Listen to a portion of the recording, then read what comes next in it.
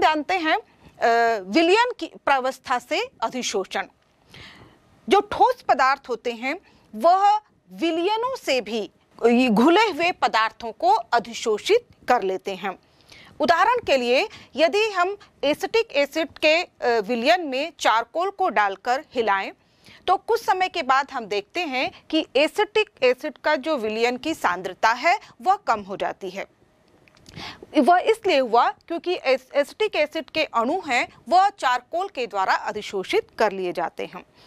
इसी तरह से यदि हम नीले लिटमस के विलयन में चारकोल डालकर हिलाते हैं तो कुछ समय के बाद ये विलयन का जो रंग है वह रंगहीन हो जाता है, क्योंकि यहाँ पर जो लिटमस का रंग है वह ठोस के द्वारा, चारकोल के द्वारा अधिशोषित हो गया है। इसी प्रकार यदि हम देखें कि जब मैग्नीशियम हाइड्रोक्साइड जो कि एक सफ़ेद रंग का पदार्थ होता है, और लेकिन यदि इसे मैग्नेसॉन सूचक के उपस्थिति में यदि इसे अवक्षेपित किया जाता है तो यह नीले रंग का प्राप्त होता है, क्योंकि मैग्नीशियम हाइड्रोक्साइड के ऊपर मैग्नेसॉन वर्णक के जो अणु हैं वह अधिशोषित हो जाते हैं। यदि हम विलयन प्रावस्था से जो अधिशोषण की प्रक्रिया है उसको प्रभावित करने वाले कारक को देखें तो विलयन अवस्था में भी अधिशोषण जो है वह ताप के द्वारा प्रभावित होता है। जैसे जैसे ताप बढ़ता है अधिशोषण की मात्रा में कमी आती है। इसी तरह से यहाँ पर हम देखें कि अधिशोषक के पृष्ठ का क्षेत्रफल भी इसे प्रभावित करता है। अधिशोषक के पृष्ठ का क्षेत्रफल जितना अधिक होता है अधिशोषण की सीमा भी उतनी ही अधिक होती है।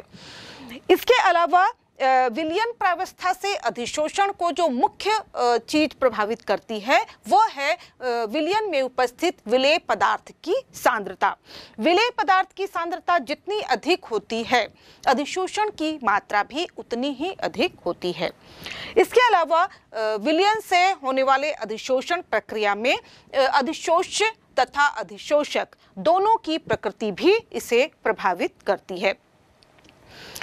अधिशोषण विलयन के द्वारा विलयन प्रावस्था से अधिशोषण को भी हम फ्रुंडलेक के आइसोथर्म के द्वारा प्रदर्शित कर सकते हैं, लेकिन यहाँ पर प्रेशर के स्थान पर, दाब के स्थान पर हम सांद्रता पद का उपयोग करते हैं। यानी कि यदि हम इसे विलयन के रूप में प्रदर्शित करें तो हम इस तरह से लिखेंगे x/m = k(c⁴1/n) और यदि हम इसका लॉग लें तो ये प्राप्त होगा log x/m = log k + 1/n log c।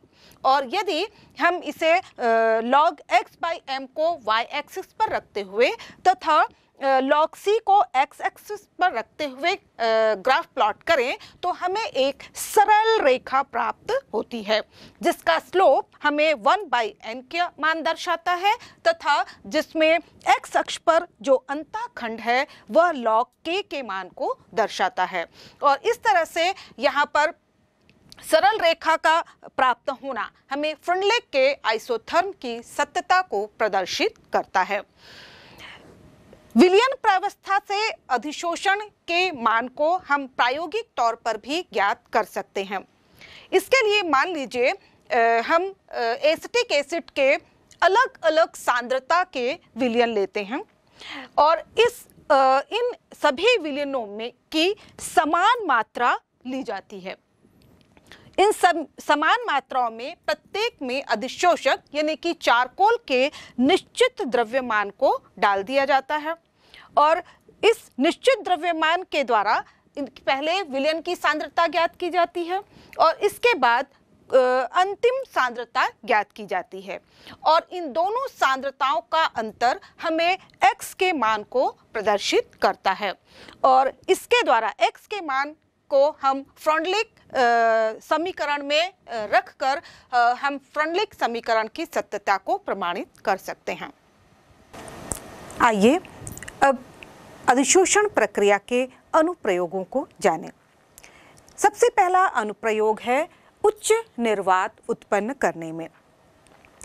निर्वात से तात्पर्य होता है वहाँ पर एक मात्र भी, लेश मात्र भी वायु ना हो।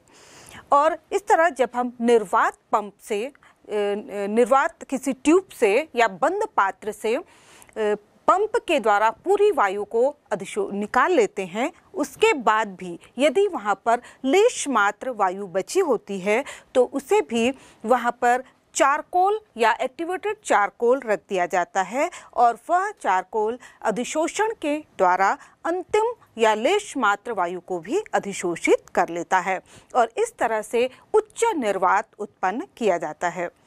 दूसरा अनुप्रयोग है अधिशोषण का गैस मास्क।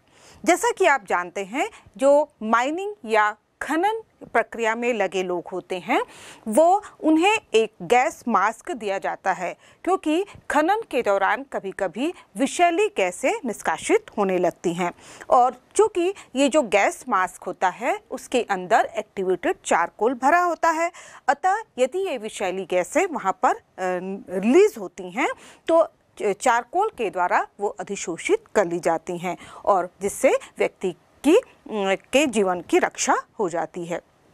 तीसरा और महत्वपूर्ण उपयोग है आर्द्रता का नियंत्रण। ये तो आप पहले ही जान चुके हैं कि सिलिका जेल या एल्यूमिना जेल जैसे जो पदार्थ हैं वो अधिशोषण के द्वारा नमी को अधिशोषित कर लेते हैं और इस तरह से वातावरण की नमी को अधिशोषित करके ये शुष्क वातावरण उपस्थित करते हैं, जिससे हमारी बहुत सी चमड़े या की चीज़ें या इलेक्ट्रॉनिक सामानों की सुरक्षा होती है। अगला अनुप्रयोग है विलयन से रंगीन अशुद्धियों को हटाने के लिए। बहुत से प्रक्रम में, जैसे कि हमने चीनी उद्योग में देखा या अन्य पदार्थों में, जो अशुद्धि होती है, जो मटमैला रंग होता है, उसे दूर करने के लिए प्रायः जांतो चारकोल का उपयोग किया जाता है। जांतो चारकोल वह भी एक प्रकार का चारकोल है जो कि जंतुओं की हड्डी को वायु की अनुपस्थिति में गर्म करके, उच्च ताप पर गर्म करके बनाया जाता है और इस तरह से इसमें जो अशुद्धि के रंग होते हैं वो अधिशोषित हो जाते हैं तथा जो प्राप्त विलयन होता है वो रंगहीन होता है। अगला अनुप्रयोग है विषमांगी उत्प्रेरण। बहुत सारे ऐसे औद्योगिक प्रक्रम हैं जैसे कि अमोनिया निर्माण की हैबर विधि या फिर सल्फ्यूरिक एसिड निर्माण की संपर्क विधि, या हम देखें जो वनस्पति तेल होते हैं उनको जब हम वनस्पति घी में परिवर्तित करते हैं तो वहाँ पर उपयोग होने वाली जो हाइड्रोजनीकरण की प्रक्रिया होती है, यहाँ पर भिन्न भिन्न ठोस उत्प्रेरकों का उपयोग किया जाता है। अमोनिया निर्माण में जहाँ पर हम लोहे का उपयोग करते हैं जो कि अमोनिया गैस को अधिशोषित करता है, जो कि नाइट्रोजन तथा हाइड्रोजन गैस को अधिशोषित करके दोनों के बीच अभिक्रिया को सरल बनाता है। इसी तरह से हम देखें जो हाइड्रोजनीकरण की क्रिया होती है उसमें निकिल, जो सूक्ष्म विभाजित निकिल धातु होती है, वह हाइड्रोजन को अधिशोषित कर लेती है तथा जो तेल होते हैं असंतृप्त वसा को हाइड्रोजनीकरण के द्वारा संतृप्त वसा में परिवर्तित करने में सहायता करती है। इसके बाद हम देखें अगला जो अनुप्रयोग है अधिशोषण का, वह है अक्रिय गैसों का पृथक्करण। आपने पढ़ा ही होगा कि अक्रिय गैसों के देर से खोज होने का कारण था उनकी पहचान ना हो पाना, क्योंकि वो उनको एक दूसरे से पृथक करना काफ़ी कठिन था। लेकिन अधिशोषण प्रक्रिया की जानकारी होने के बाद इनकी चारकोल पर, और खासकर हम देखें नारियल का जो चारकोल होता है, इन पर इनकी अधिशोषण की मात्रा भिन्न भिन्न होती है। अतः भिन्न भिन्न ताप पर इन्हें नारियल के चारकोल पर अधिशोषित करके अलग अलग प्राप्त करना संभव हो पाया और इस तरह से अक्रिय गैसों की पहचान हो पाई। अगला अनुप्रयोग जो अधिशोषण का है वह है व्याधियों का उपचार। बहुत सी ऐसी व्याधियाँ, बीमारियाँ होती हैं जिसमें कि विभिन्न कीटाणुओं को या विभिन्न प्रकार की ऐसी दवाइयाँ होती हैं जो कीटाणुओं को अपनी सरफेस पर, अपनी सतह पर अधिशोषित करके नष्ट कर देती हैं और इस तरह से ये हमारे जीवन की रक्षा करती हैं। अगला अनुप्रयोग है अधिशोषण का, वह है झाग प्लवन विधि।